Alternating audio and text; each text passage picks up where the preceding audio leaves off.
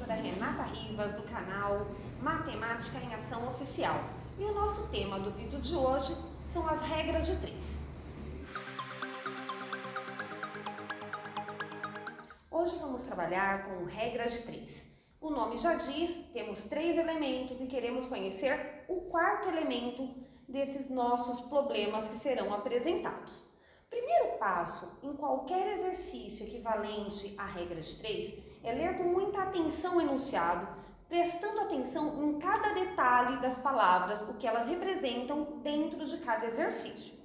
Existem 2 tipos de regra de 3, a diretamente proporcional e a inversamente proporcional. Então, vem comigo para cada caso. Então, o primeiro caso que nós vamos abordar é da regra de 3 diretamente proporcional. Então, vamos para a leitura e interpretação do enunciado. Vou fazer uma aplicação a juros simples com uma taxa de 36% ao ano. Primeiro, nós temos que entender e lembrar que o ano ele é composto por 12 meses. E aí vem a pergunta: qual a taxa mensal desta operação? Lendo o enunciado, entendendo o contexto dele, nós vamos montar então a regra de 3. Vou abrir 2 colunas, uma para a nossa taxa,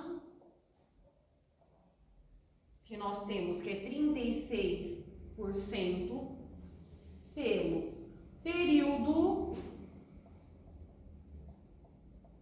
de 12 meses. E nós queremos descobrir qual vai ser a taxa equivalente ao período de um mês. Observem que nós temos 3 informações, uma taxa e um período, e na linha de baixo falta a taxa e nós temos o período. Temos 1, 2, 3 informações e falta a terceira. Toda vez que nós formos fazer um cálculo de regra de 3, é importante nós avaliarmos, antes de aplicar a direta ou a inversamente proporcional, a qual das duas ela se refere. E como que funciona essa análise para saber se ela é direta ou inversamente proporcional? Observem que o período, ele era de 12 meses e ele foi reduzido para um mês, de 12 virou 1. Então, eu vou pôr uma setinha para baixo aqui. Se o período diminuiu, consequentemente, a taxa também vai ser reduzida. Isso caracteriza uma regra de 3 diretamente proporcional. Sempre que as 2 setas ficarem no mesmo sentido, seja elas para baixo ou para cima, mas as duas no mesmo sentido, a regra de 3 será diretamente proporcional. E a multiplicação das variáveis deve ser feitas em cruz. Então, eu vou multiplicar x vezes 12, 12x. 36 vezes 1, 36.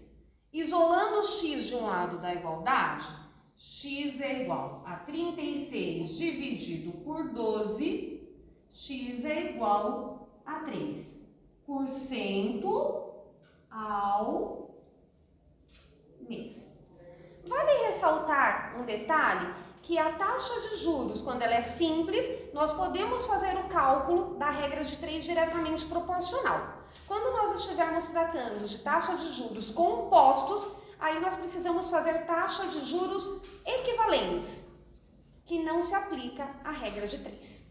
Agora, nós vamos pensar na regra de 3 inversamente proporcional.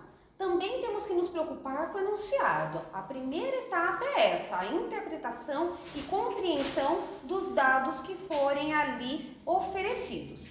Vamos lá. Em supermercado, o preço do sabão é R$20 o litro. A este preço, a quantidade demandada é de 50 unidades. Então, olhem lá, preço 20, quantidade 50. Se o preço for para R$15, vamos imaginar que tenhamos uma promoção, então o preço diminuiu. Eu quero saber qual será a quantidade procurada, quantos itens desse produto eu vou conseguir vender. Então, eu vou organizar os meus dados. Aqui eu tenho uma informação que é preço e outra informação que é quantidade.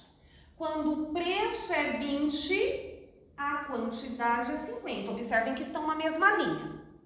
Quando o preço for 15, eu não conheço a quantidade, eu chamo ela de X.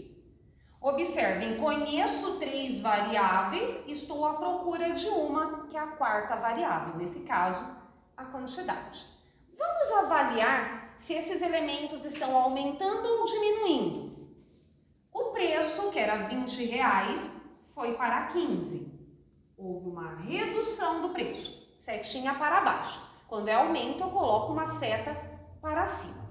E quando o preço sofre uma redução, quando diminui o preço, a quantidade demandada de procura, pessoas que querem comprar aquele produto, tende a aumentar. Se nós vamos no supermercado e existe algum produto em promoção, a tendência é que se compre mais desse produto. Por isso que aqui eu vou colocar uma seta para cima. Diferente do que nós vimos na regra de 3 diretamente proporcional, aqui as setas estão no sentido oposto.